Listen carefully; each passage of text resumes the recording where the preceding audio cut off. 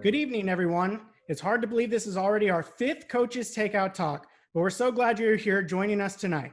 My name is Isaac Camelli, and I'm happy to be back with all of you tonight to serve as MC for our Q&A session with CSUB Director of Track and Field and Cross Country, Marcia Mansur-Wentworth. Before we get too far, I need to say a huge thank you to Fresco Mexican Grill for helping us out with tonight's event.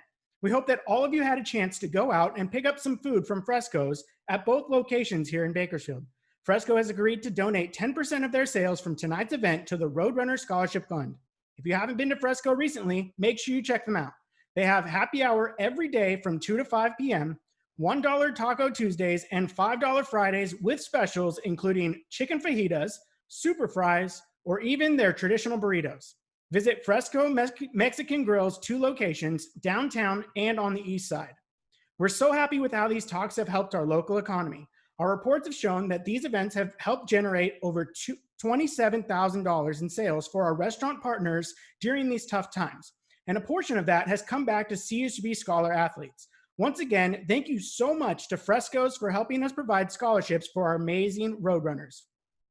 Even in these uncertain times, one of the great things we have going for us here in Bakersfield is the exemplary leadership of CSU Bakersfield's president, Dr. Lynette Zalesny. In the middle of navigating our entire university through uncharted waters, Dr. Zalesny has been so supportive of our cause and continues to join us for our Coaches Takeout Talks. Thanks once again for joining us, Dr. Zalesny.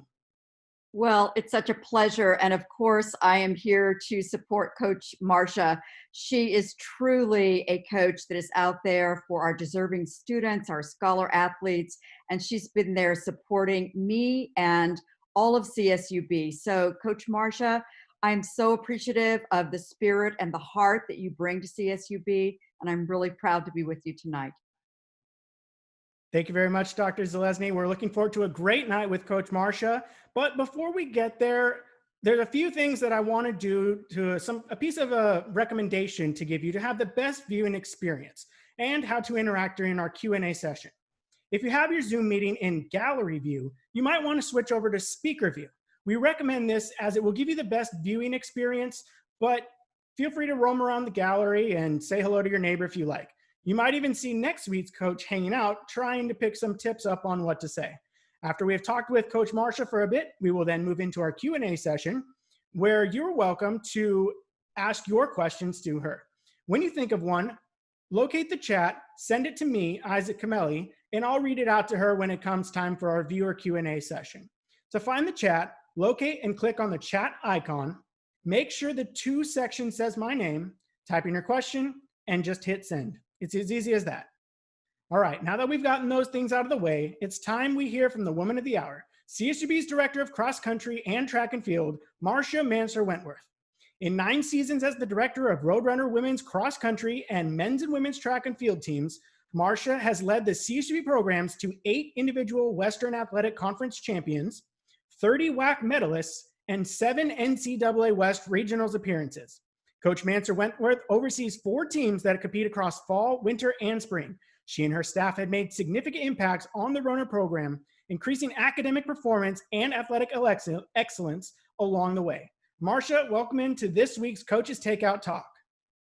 Thank you so much for inviting me. It's an honor to be here, and I'm so honored that Dr. Zalesny is here as well, and thank her for her amazing leadership. So, Coach, let's jump right into it. Can you please walk us through and break down your seasons between cross country, women's indoor track and field, and then also men's and women's outdoor track and field? What does that look like in terms of a normal year of competition, and how does that look for you and your student athletes? Well, cross country starts in late summer and goes through the end of the fall season. So we'll start mid-August and finish up in mid-November. During that time, we're also doing our preseason conditioning for track and field, indoors and outdoors, indoors for the women and outdoors for the men and the women. And then pretty much there's a month of no competition, and then we get into women's indoor, and then the indoor season ends and we go the very next week and we start our outdoor season. So I don't have an off season, but I like it that way. Yeah, I would say out of all of our coaches, you're probably up there in terms of the most busy. And not only that, but maybe besides Coach Chris Hansen, who is actually next week's coach that we'll be talking with, you probably have one of the largest pool of student athletes to deal with as well. Is that right? Yeah, we have a very, very large roster because you have to cover so many events in track and field. There's 18 events at the championship level to cover, and we don't have as large a roster as some of our the schools we compete against, but we're working on it. Okay, great. Next question I have for you. You know, it's well known that your cross country and track and field programs aren't fully funded in terms of scholarship needs right now. And you guys aren't currently hosting home meets, but you and your coaching staff, I think, still find great ways to bring in impact student athletes year after year. So how are you guys able to overcome the challenges that you're faced with to bring that type of level of student athlete to CSUB? I have the most amazing staff. They are fantastic. We get people here that are the right fit for Bakersfield. They work hard. They have our values of academic excellence, integrity, and work ethic, and they're not swayed. They don't need a whole lot of flash and fancy stuff. So we figure out ways to get things done, and I'd say I have very appreciative athletes, but they appreciate the work that our staff brings every day. They are in the trenches. They are working hard to make them as good as they can be, as good as they want to be. Yeah, and for those who don't know, maybe you can outline that a little bit. I know you have Coach Jonathan Matsumura, who is your head assistant coach right beside you, but you also have several volunteers, and then of course there's Coach Al, right? Well, Coach Kolatz this is the only place he's ever worked. He was a student athlete here. He still holds our javelin record. He was an assistant coach under Coach Craig, and then he was the head coach, and then he stepped down when he retired. When I got here, I asked him if he would come back and help, and he said he would, and I'd be lost without Coach Kolatz. He's an institution. I don't know that I've ever met in my 25 years of coaching somebody that is better at developing student athletes than Alan Kolatz, and he has a heart of gold, and he's just he's amazing to have. Jonathan is a highly technical, analytical coach. He has this incredible, strong commitment to professional development, and he's always working on ways to become a better coach and more knowledgeable. And he's had some very good experiences and been given some grants from USA Track and Field to shadow Olympic coaches at the national championship, as well as down at the Olympic Training Center. So he's got a lot of experience. And then I have a volunteer coach for the pole vault, Dion Giuliano, who in 1985 set the school record at Cal State Northridge and actually still holds the school record there after this many years. So that tells you how good he is. He's one of the most respected pole vault coaches on the West Coast. And then I have David Gaeta, who is the head coach at Frontier High School as a volunteer coach, and he works with our hurdlers and our relays, and he's fantastic as well. So, having two gentlemen from in the community give their time, take time away from their business and their families to come out and volunteer with us, and they are just first-rate coaches that could be on staff anywhere. I feel incredibly fortunate that these gentlemen help my life be a lot easier. Plus, it's great to have people to bounce things off of, and we do that all the time. Right. Yeah, I've run into Coach Gaeta and Coach Giuliano a couple times. They're super nice guys, and I know you're happy to have them around. And then you yourself, your background is in distance and cross country. Is that right? Can you tell the viewers a little bit about your background? Well, when I started coaching, it really actually wasn't even something I was considering. And then something popped up and my husband encouraged me to take a run at it. I went as an assistant coach at South Florida for 3 years, and then an opportunity to become a head coach, which required my husband to really give me a shove to do. And when you become a head coach, you have to coach more than just your specialty. And I was lucky because I have a fantastic mentor that has had an Olympic athlete in every Olympics for the last 4 decades and is probably one of the most renowned speed coaches, speed development coaches in the country. So I was able to learn a lot from him. So you find out a lot of coaches might start as something, but you end up making a lot more, making success in other areas, and people will go, I didn't know you didn't do this as a background. Somebody at Grand Canyon thinks I was a high jumper at Arizona State or something. And I was like, no, I have like a 2-inch vertical. Yeah, well, I'm sure you picked up some trips along the way from some of your great student athletes who have been really good high jumpers recently. But everybody has their own specialty too. So the next question I have for you, Coach, with the entire campus going virtual and there being restrictions on travel and it's kind of hampering recruiting for a lot of people I know, can you explain how you're being proactive to engage with recruits during this time?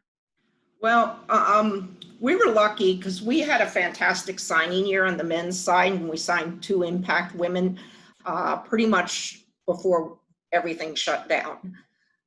Usually we're recruiting, particularly into the summer, particularly on the women's side.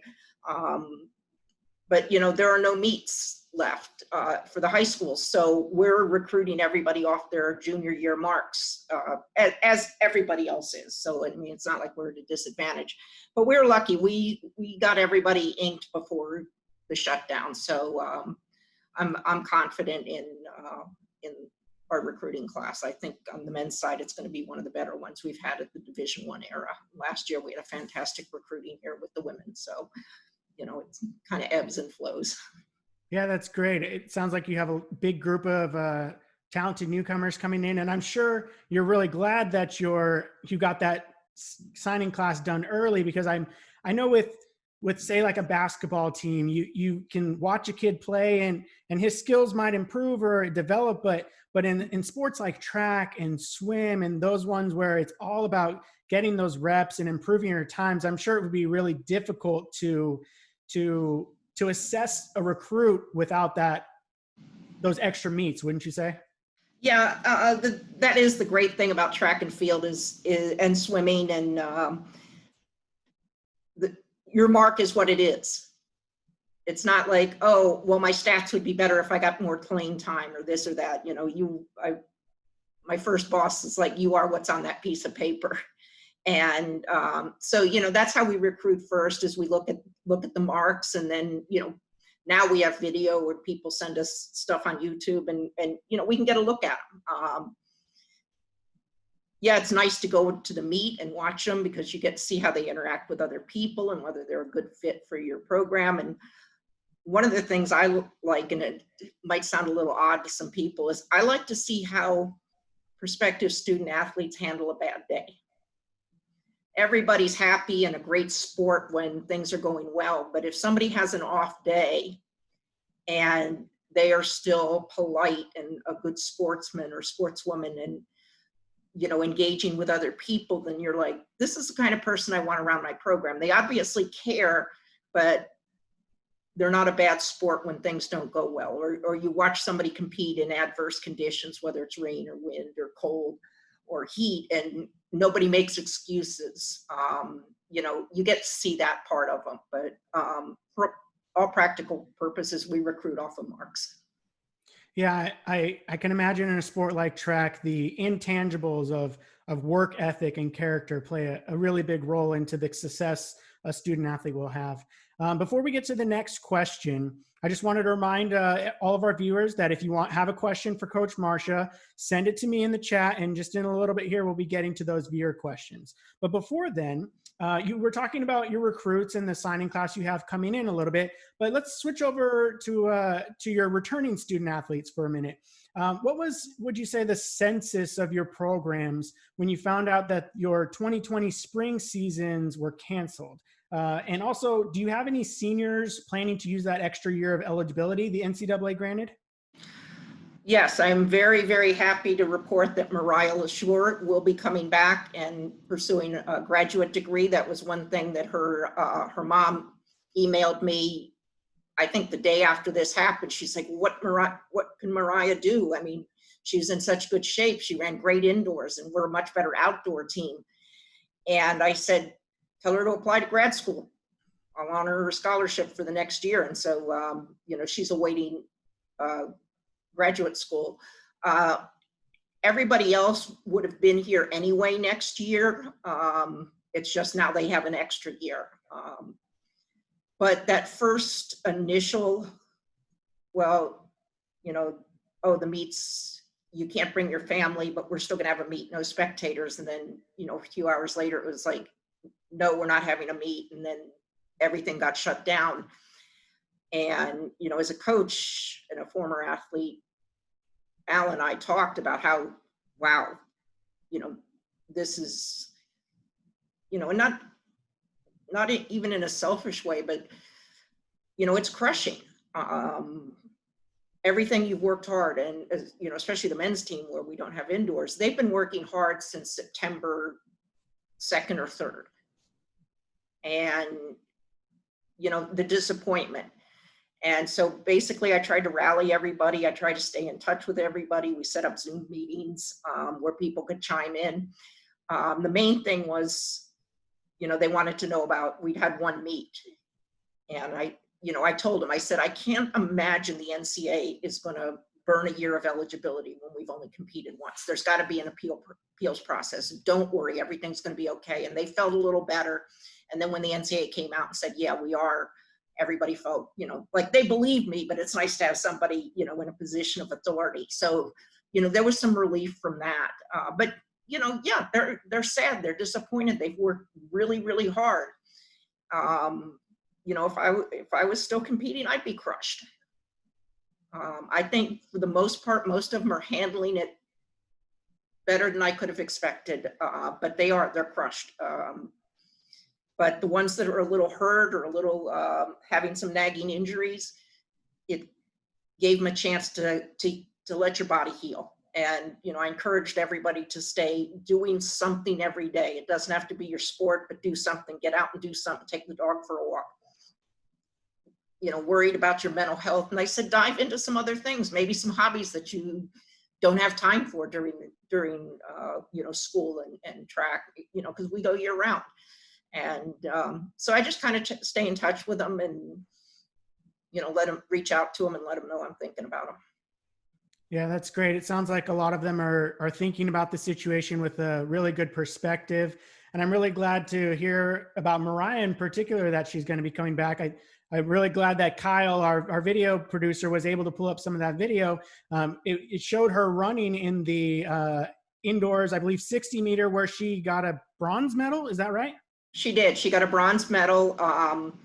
Like I said, we haven't always done indoors quite as well as we do outdoors. She was 4th last year outdoors. There she is. She's got on the yellow jersey and the blue bottoms.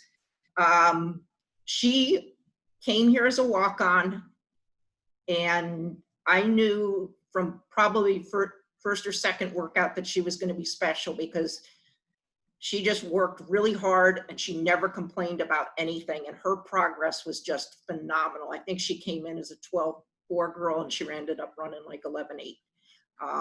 And, you know, that's on her work ethic and her attitude and her competitive fire. Yeah, and for those of you who might not be as familiar with track and field, let me tell you, 0.6 of a second is a huge deal when you're not running very far. So Yes. We're gonna be getting to those viewer questions here in just a minute. But Coach, you already mentioned a little bit how you're communicating with the student athletes right now, and I assume you're probably jumping on to Zoom calls similar to this with them. And how's that going? Well, the first one I did, I just kind of it wasn't even, I didn't have an agenda. I just let everybody chime in and said, hey, what are you doing? What's going on? And then they'd see each other and they'd start talking. So it wasn't, I wouldn't even call it a team meeting. It was more like a, you know, a coffee clutch or something. It was just seeing everybody, checking in that they're okay. And then after that, we started having team meetings with a little agenda. And then I would bring the end of the meeting, always leave room, not even the end, probably half the meeting was questions. And I would just say, there's no such thing as a stupid question. Bring it up. I remember Dr. Zelesny even had a special meeting for all the student athletes on Zoom and answered all their questions. And I was like, oh my gosh, she really cares about all of these kids. So, yeah, I go over what's important and try to keep them current on the state of getting back to working out and that kind of stuff to the extent that I'm aware of it. But I said, things are going to change and, pay attention and, stay engaged. We've had a few kids that have, had the blues here and there, but luckily it doesn't seem to last really long, and it gives me a chance to just reach out and check on them. And sometimes just knowing somebody cares is pretty good. Yeah, definitely. The next question that I have for you, Coach, cross-country season typically starts around the end of August or maybe even the first week of September. What are the challenges you're having in terms of scheduling with everything that's going on with COVID-19? And are there any talks of adjustments being made when it comes to the safety of the racers and the organization of the events? Well, our opening meet is not going to occur this year. We met the Big West coaches, track and cross country coaches met last week on Zoom. We're waiting for direction. We know when we can start training. We just don't know when we can start competing, but we know where the conference meet is. And I have a confirmation of a scheduled meet at the end of September, where we would usually open up on the first Friday or Saturday in September. But we're waiting for the conference office. And so, I'm training with an eye towards peaking at the end of October. Our conference championship is right now scheduled for October 31st at Riverside. And, we're like everybody else. We're going to do the best we can with what we have and, see what happens. But I'm just trying to stay loose and not get upset over anything, because if I get upset, then the athletes get upset. So, that's my job, is to try to be the voice of reason and tell them everything's going to be okay and keep training hard. And it's just like the people that graduated this year and didn't get a chance to walk. It shouldn't take away from what you've accomplished. And we're still working towards something. And, you got to look a little bit deeper. Yeah, definitely. So before we get to our viewer questions, I did want to let everybody know, if you're not aware, if you want to follow our cross country and track and field programs on social media, search for them at CSUB_track. That'll help you keep up with each of the teams. I know they have some Twitter things going on, and you can follow them on Instagram as well. So at this time, we will open up to our viewer questions. There's still time. If you haven't submitted a question yet, you can submit it into the chat, and I'll read it out to Coach in a little bit here. Just find my name in the chat section, type in your question, hit send, and we'll try to get to as many as we can. So Coach, the first question that I'm seeing here relates to the issues of social justice and equality that have been going on. The person asks, how are your student athletes expressing themselves during this time related to those topics? I've understood that a few of our student athletes have been very, very upset by that. I've tried to reach out to them and to be an ally as best we can. Some of the programs, and we are doing this next week, are having a meeting regarding social justice in the current climate. Our administration, our athletic administration, and our president have been very, very vocal about how important it is that we understand and learn. And that's kind of what I've been working on. And I just want to make sure that our student athletes know that I will stand by them. And, that I value their input and what they have to say. And I will always listen with an open mind and an open heart. Yeah, I think it's so important for us to remember to stand together, stand united right now, and be willing to listen and learn. And it sounds like you guys are doing a great job of that. And there was actually a follow-up to that question. The person asked, have you and your team had any meetings on the subject? And if so, what have you learned from those conversations? We will be having a meeting on Tuesday regarding this very topic. And we will have a guest speaker, but somebody that can speak to it much better than I can. And then I'm going to introduce the person and go on mute and open my ears and my mind and my heart. Well, that sounds just great. Just like I hope everybody else does. Right. Yeah, exactly. That sounds like a great opportunity for both you and your student athletes. So I'm hoping that this Tuesday's meeting is very informative for you all. The next question I have is, this question's from Jim. He says, you recently joined Bakersfield Host Lions Club. Why do you think it's important to join these types of service organizations?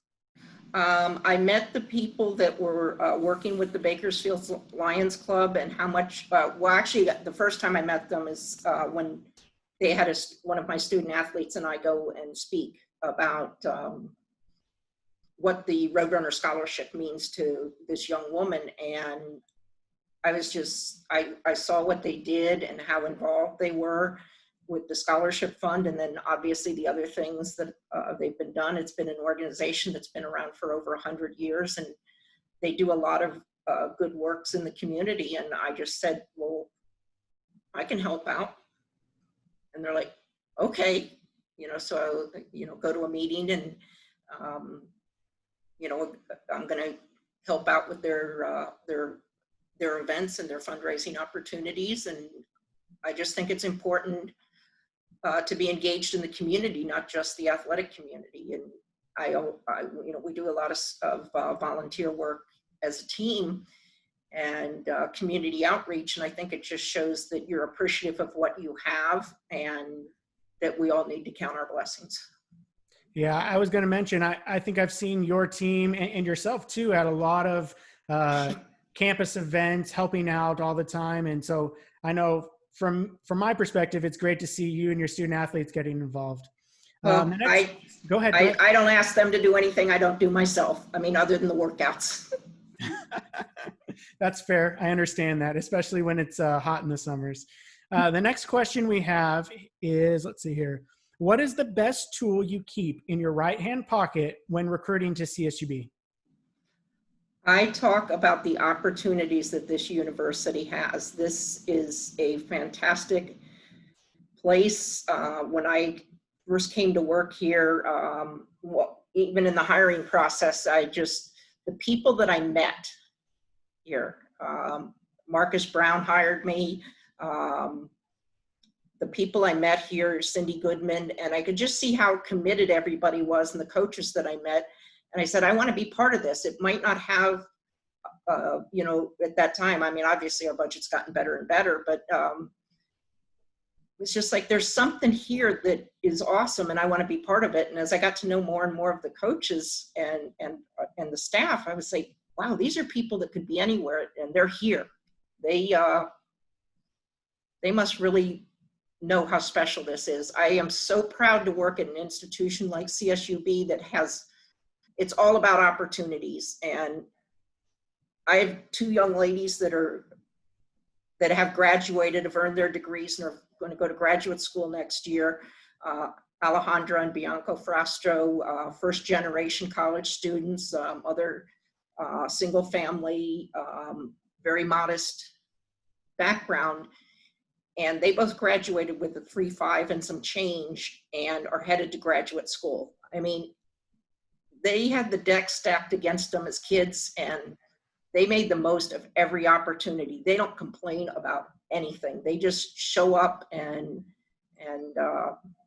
just bust their butts. And they're fantastic ambassadors for this university, not just our program and not just the athletic department. They're amazing young women and they're so engaged in things. They participated in the Women's March in I believe it was February, and they were so honored to have Dr. Zalesny take a picture with them. That was like the thrill for them.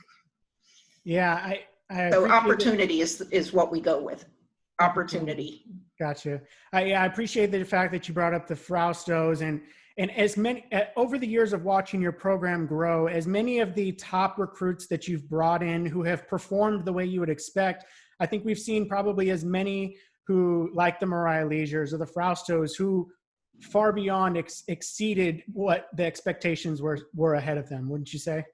Yeah, we've had some people that have come through this program with very modest credentials and end up at the, you know, there was a thrower here when I first got here, obviously Al Colatz as a coach, was a walk-on, and he ended up qualifying. Well, actually, we'd had a couple of walk-ons qualify for the NCAA regionals in the throwing events, begin here as walk-ons. Mariah is one of our sprinters that's done that. Before her, we had a young lady named, she was a quarter miler, she escapes me. Anyway, she came here and came here as barely a sub 60 second quarter miler, and then ended up running mid 56s a couple times indoors and earning all conference twice.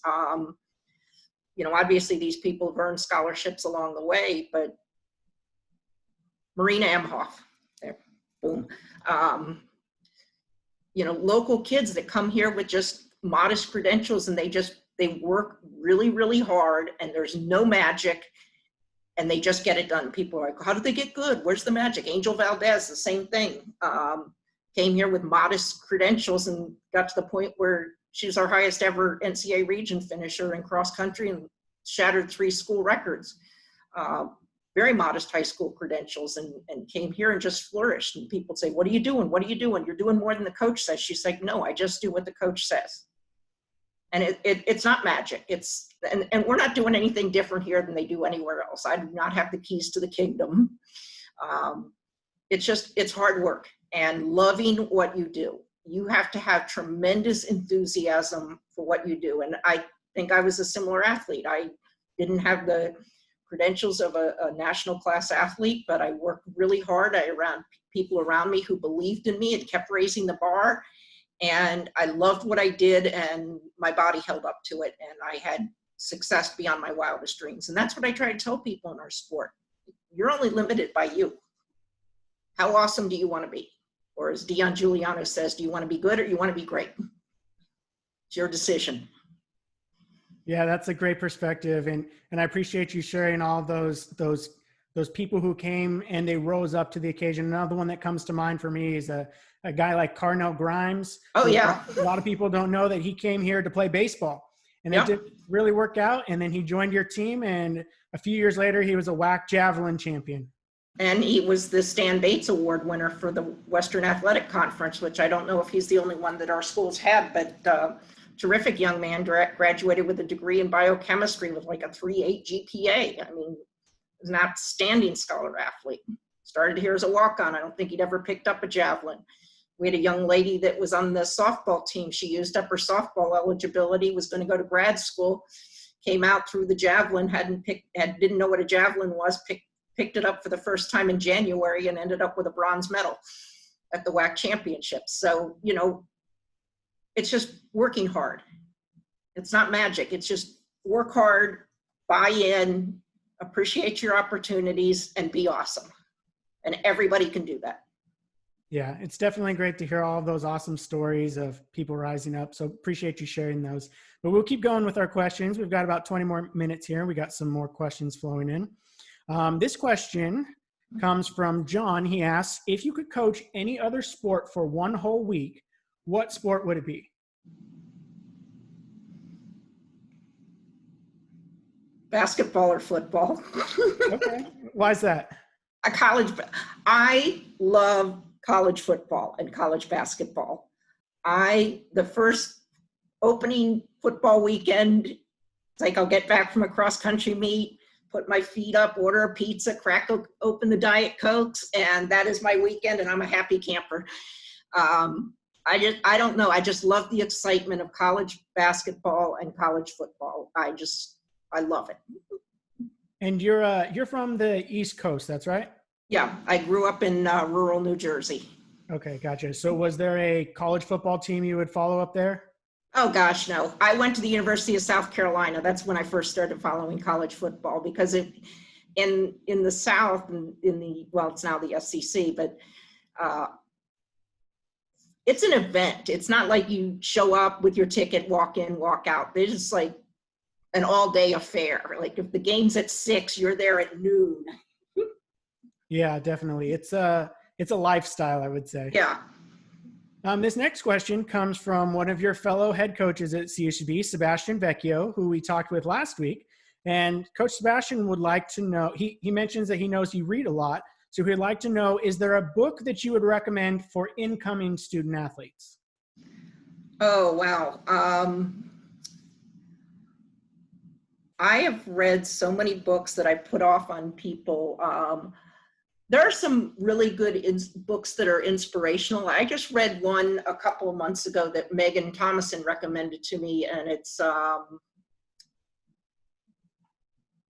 It Takes What It Takes by Trevor Moawar. And it's basically living in the moment, embracing the moment. The past is, you can't go back and fix what happened yesterday or the last play, and, embracing it and totally being, in the moment. And I think a lot of times people tend to beat themselves up over their mistakes in the past. And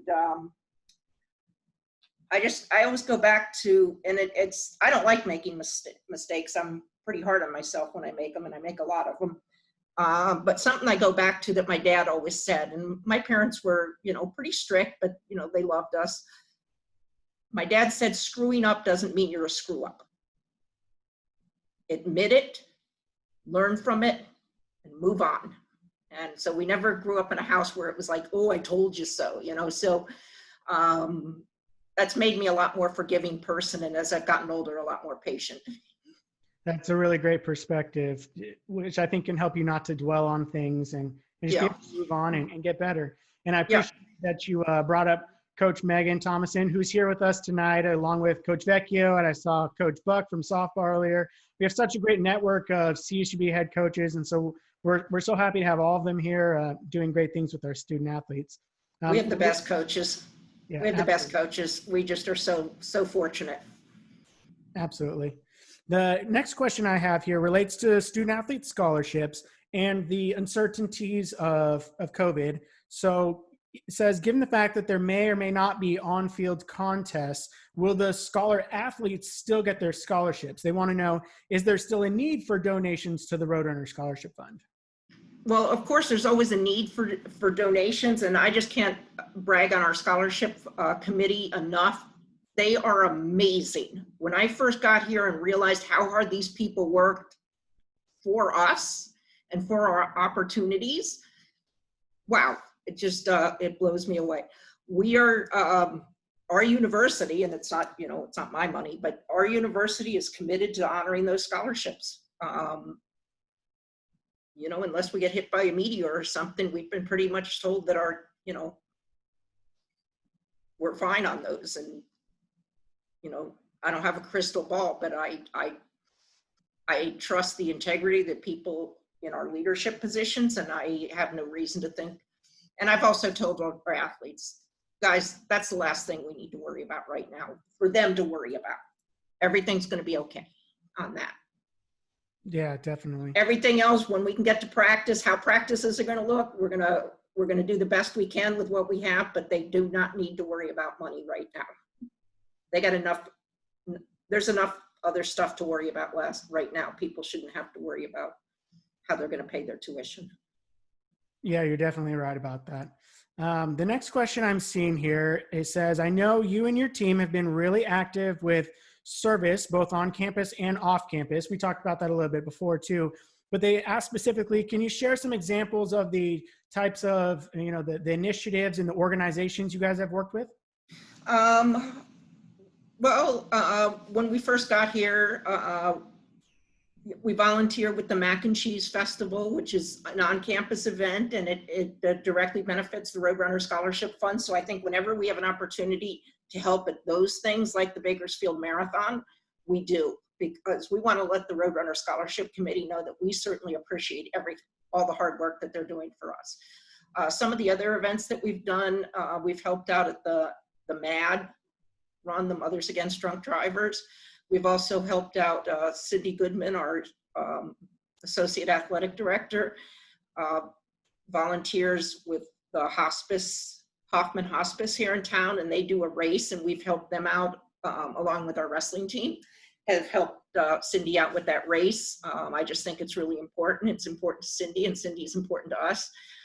We've also done the senior Olympics over at the Rosewood Senior Living Facility, running with Ronald and the reading with Ronald, or the reading on Dr. Seuss's birthday, which I think is awesome, because I know a lot of our kids want to be teachers, and I think it gives them a great chance to go out into the classroom, and the kids find out they're a student athlete, and they could be the star of the Lakers. It wouldn't matter. It's just like, oh my gosh, you're an athlete. That's so great. Tell us about it. And a lot of times they'll invite them back and, you know, come back and watch our field day and, you know, make them pictures and stuff. So I think whenever we do things like that, we get more than what we put in. Yeah, absolutely. I think it's really awesome to be able to see that from the child's perspective. They don't really care who you are. You could be a rock star to them. So yeah, I appreciate you. Well, you pretty much are rock stars to the kids, which is awesome. Yeah, that's really cool. So as a sort of a follow-up to your comments about wanting to be a basketball coach or a football coach, a buddy of yours, Heath Niemeyer, says it is fun to sit with Coach Marcia at basketball games. So oh yeah.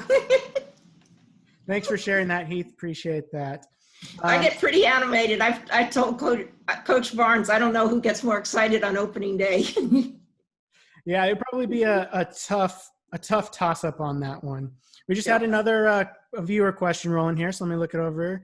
So this comes from Sarah Hendrick. She says, Coach, thanks for speaking tonight. It was great to work with you on Alumni Hall of Fame this year and to recognize your program and Coach Kolatz. It was evident you have a very tried and true alumni base. How important are alumni to your program and students? Our alumni are fantastic. And I know, you know, I came here from essentially Florida, so, you know, I'm not a California person, but I consider myself a California girl now. I have loved meeting our alum, getting to know them, and there's only been 3 head coaches at CSUB, and you know, Coach Craig, he still comes around. We meet every so often. And so whenever they can bring alumni by, you know, for me to meet, I love it. And I love it when they can come out and say hi to our current student athletes, because these are the people on our record books and, you know, that have had teams. That Coach Kolatz has had 4 teams on the podium at nationals. You know, these are fantastic athletes, and you know, our kids are chasing their records and their all-time depth charts. So, you know, it's nice when they get to meet them and say, oh yeah, I'm hoping to get your record, or I'm hoping to pass you on the depth chart or something like that. So I think it's really important. And our alumni are terrific. Yeah, that's really cool. The perspective you put that into, that there's only been 3 head coaches, brings that network of alumni and former runners together so tight, especially if you consider track and field is one of our earliest programs ever. I think it was like 71 or 72 when the basketball team came around. Then I think track and wrestling were in 1-year succession right after that. So 3 head coaches is a small group. Yeah, and I work very hard to make sure that I make Coach Craig and Coach Kolatz proud of what we're doing, and, you know. So the next question we have here comes from a friend of yours and mine, Aubrey Brick. She says, obviously with COVID, the fall will probably not go as expected, but in general, how excited are the student athletes to join the Big West Conference, especially with the added benefit of providing an opportunity for a lot of local parents, families, friends to support the athletes in person at meets? We're really looking forward and optimistic about the fall. We're already having discussions about our outdoor season, and already have an invitation to the Long Beach opener again. I think our athletes are looking forward to it and looking for the challenge. I think it's a benefit for us to not have to travel to places where maybe the parents can't get to. or, we actually have a small group of core parents that are at every single meet, no matter what, no matter when. But it would be nice that almost everybody can have their parents at the conference championship. And Yeah, so I'm definitely. looking forward to that. Yeah, we all know that travel is going to make a huge difference in the Big West, and most of your in-season meets tend to be in the California, Arizona anyway. But not having to go out to Texas or to Kansas for the conference meet, I think is going to be really special. And speaking of the indoor season, another question I had for you: this past 2020 women's indoor season, which you did get to complete the whole indoor season, happened to be one of your team's best WAC finishes to date. Can you describe what went into those successes this year? Well, we knew we had some people that could do well. But to have the people we thought would do well step up on that day, that's always your hope as a coach, but it doesn't always happen that way. So I'd say, we had 6 women make all WAC. We haven't had that before. We beat 2 teams, and I think going into it, we were seeded last just because we don't have a whole lot of indoor competitions, and the other teams do, and they're a little more experienced running on the boards, running on the raised runways, shorter approaches maybe in some of the jumping events. But our women competed really well, and then obviously highlighted by Mariah's bronze medal finish in the 60, which was really nice to break up the New Mexico State dynasty in that 60. They took 4 of the top 6 places, so it was nice for Mariah to get up there, and I think they took 4 of the top 5. Mariah got 3rd, so she was sandwiched in between New Mexico State's very, very strong sprint squad. So that was, great. Our freshmen did a fantastic job. Julianne racked up another all-conference, but Miranda Miller has improved by a foot in the pole vault, which is a new event for her. And then we grabbed 2 places in the high jump. So, yeah, it was, we go into indoors with a very modest expectation. So it was really nice to see the women. They weren't fazed by anything. They just like, okay. So, they expect to be successful, but those girls, they work so hard. Yeah, and we were seeing some of those images of some of those athletes. And I think of a lot of the great Bakersfield athletes you've brought in, like Julianne Finch, who you mentioned, and we saw first. I think of folks like Kurt Threlkeld, and even further back to guys like Brian Wilmert. What's been sort of the key for you and your program to get some of those top local talents to stay home? It's a challenge because a lot of times people want to get out. That part of going to college is get out of wherever it is. And I even had this problem when I was at the University of Central Florida, which is a huge school. And by the time I left, we had a fantastic budget. The locals just don't always look at you the same way. I mean, it's kind of like the grass is greener on the other side. But we get the people to stay, like Curtis, like Corbin, because of our coaching staff and the individual attention we're able to give them. I mean, Curtis and Corbin are 2 of our local guys right now that are doing fantastic. Corbin, as a sophomore, got Field Event Athlete of the Year at the WAC. He won 2 events and made all conference in a 3rd event. And Curtis won the WAC 800-meter title by some 7 or 8 seconds, and it was the fastest time in the WAC in 15 years. And I think it sends a message to some of the other kids that you can come here and be successful, that your education is something of value here. This is a first-rate, first-class institution for learning, and we've got great coaches. And you got to bring the magic yourself, though. You got to do the heavy lifting. We give you a map, but you got to walk it. Very true. And I appreciate you talking about the message, because the last question I actually have for you, I've walked past your office many times on the way to my office, and I've noticed there's some printed pieces of paper hanging up on the wall.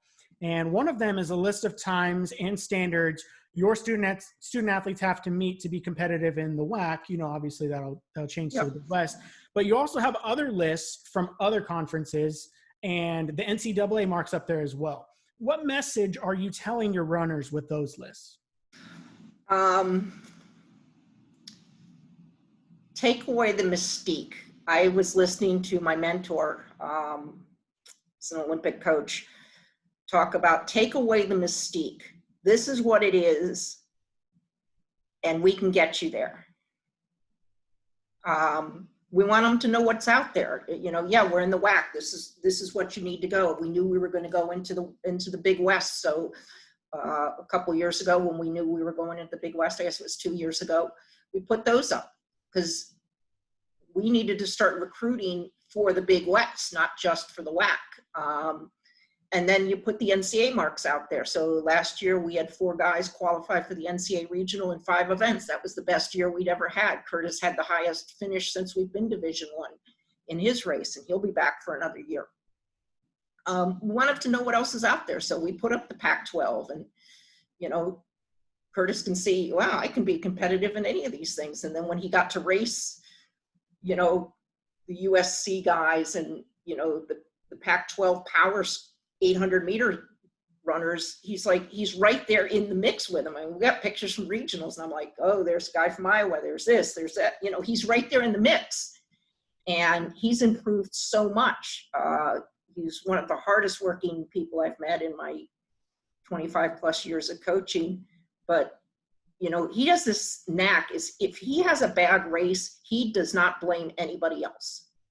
He owns it. And he does, and I think because of that, he very rarely has a bad race. He can run from the front. He can sit and kick. He's not, some 800 guys and girls are one or the other. They go out scorching and hang on for dear life, or they sit and kick. He can do he can race from the front or the back. It doesn't matter to him. But I think when people see, you know, local people, and they see Mariah and Julianne, and they see Corbin and Curtis, they know you can come here and be successful and have a fantastic college experience and have a degree that'll get you into grad school or help you in your career. And you know, we've had some people have some fantastic internships that have come out of our university. This university is all about opportunities. And it's what, you know, it's like anything else. When I went away to college, my parents told me, college is what you make of it. You could go to the most beautiful place on the planet and be miserable, or you could go to something that's nothing, you know, you could go to the local community college and be happy as a clam. It's what you make of it. And so I think the people that come in with the right attitude, they buy into the program, they work hard, that's key. They have an appreciation, they're going to be successful. But we have opportunities here. Unfortunately, not everybody takes advantage of them, but I'd say for the most part, our kids do take advantage of the opportunities that are in front of them. They're an appreciative group of people, and it's an honor to be their coach. I 100% agree. I think you've brought in a great group of kids, and we're so excited to see what happens next year for you and your squad as you head into the Big West Championships for the first time next spring. And good luck to everything that you do this year, Coach. Thank you so much. This was so fun. All right, Coach, we appreciate you and all the time that you spent with us and the openness you had in answering the questions tonight. And thanks again to all of the folks who joined us tonight and our viewers for the Q&A session and submitted some great questions as well. Our response with Tony's Pizza last week for our Coach's Takeout Talk was amazing. Tony's generated almost $12,000 for their 3 Bakersfield locations. And then Tony's went above and beyond what they pledged to give us originally and generated a generous $2,000 to the Roadrunner Scholarship Fund. And we're so appreciative of that. We can't thank our partners like Tony's Pizza and tonight's partner, Fresco Mexican Grill, enough. We're so excited to see what tonight's event has done to help both Fresco and our student athletes. It's our hope that these Q&A discussions show the direct impact Roadrunner Scholarship Fund contributes on CSUB athletics teams. It is our hope that these Q&A sessions, discussions motivate you into considering donating to the Roadrunner Scholarship Fund as well. Your investment into the student athletes is greatly appreciated. For more information, please visit gorunners.com/give. We'll be back next week for our next Coaches Takeout Talk featuring Director of Swimming and Diving, Chris Hansen, on Thursday, June 25th. Have a great night, everyone, and go Runners.